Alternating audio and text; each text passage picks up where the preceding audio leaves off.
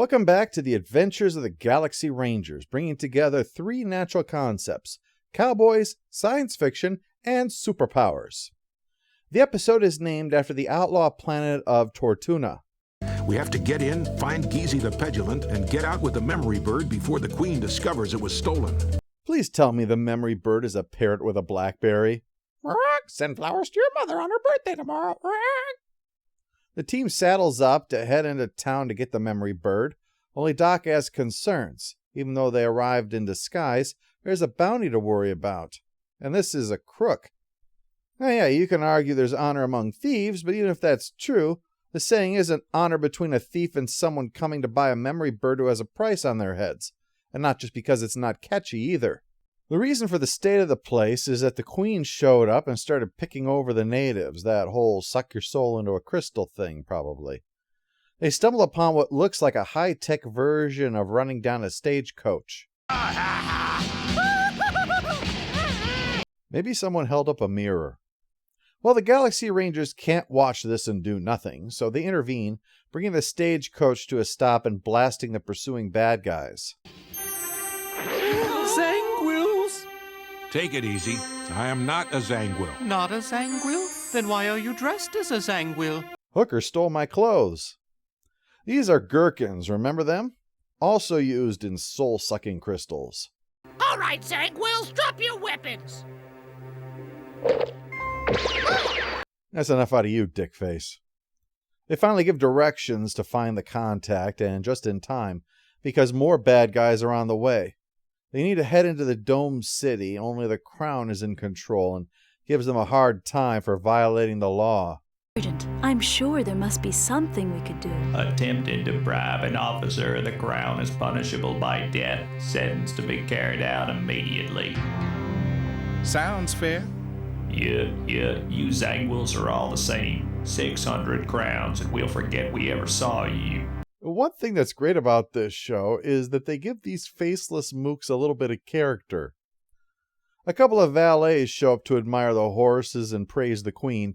She's got spy droids everywhere, see, gotta smooch the royal ass at all times now. Our heroes slip away into the bar that, sure enough, has Geezy, their contact. Bird, the Queen's gonna tweak you good, you hoser.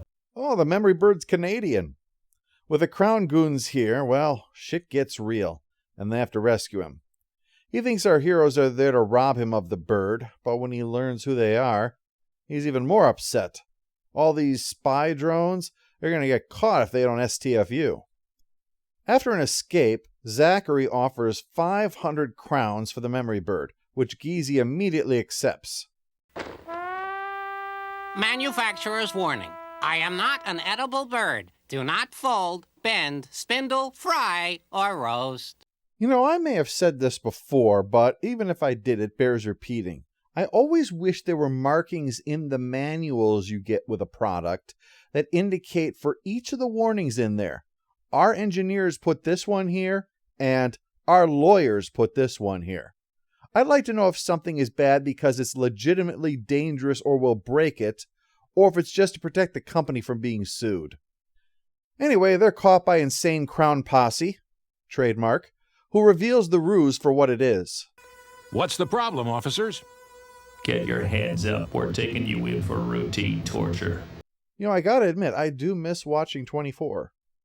After taking out the bad guys and Geezy running away, Doc figures out that this is one of the Queen's birds, but not the one they actually came for. Geezy kept the real memory bird for himself. But this dipshit is willing to lead them to where Geezy has the bird if they'll take them with them when they leave. It's a high price to pay, but they're prepared to pay it. Where it leads them isn't directly to Geezy, but to the Gherkins, hiding out from the Queen before their race is wiped out forever. You must not harm him. He is our only way out. Oh, we won't necessarily do him any harm. I mean, who's to say whether a taser to the junk will do any actual damage? They find Geezy behind the nearby curtain, arguing with the real memory bird, though it is very argumentative. It keeps threatening them, which for some reason includes mashed potatoes among there. I'm not sure where it's going with that one. Well, Doc takes it out to examine it, only it grows super hot. He drops it, and it makes a getaway. Nice. The Queen and her minions now know where the hidden tunnel is, and the Galaxy Rangers are here, so they show up blocking the exit. Well, one thing they've forgotten is that nobody has used their special powers yet this episode, so Zachary gives them a blast, and Goose uses his special power after he gets shot to knock everyone out of his way. He helps Doc get inside the tower so that he can use his computer programming power to take over the system so they can cover Gizi's escape with the Gherkins, and they have set back the Crown's cause on Tortuna. And they may not have gotten the memory bird, but they got a memory bird. Guess what, Doc? What? I know the secret of the universe. Wow, what is it? Can't tell you, it's a secret. So worth it.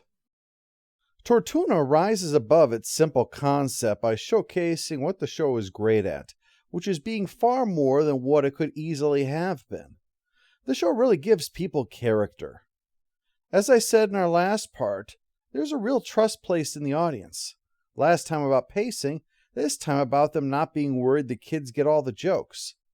It's also a surprising turn that the hero's mission ends in failure. They don't get the memory bird they came for, but they did still succeed in helping others and giving the Crown a black eye. So it's not a total success, but it is nevertheless a victory. The show impresses me that despite the slot it needs to fit into, it's not allowing itself to be bound by any limitations in that slot.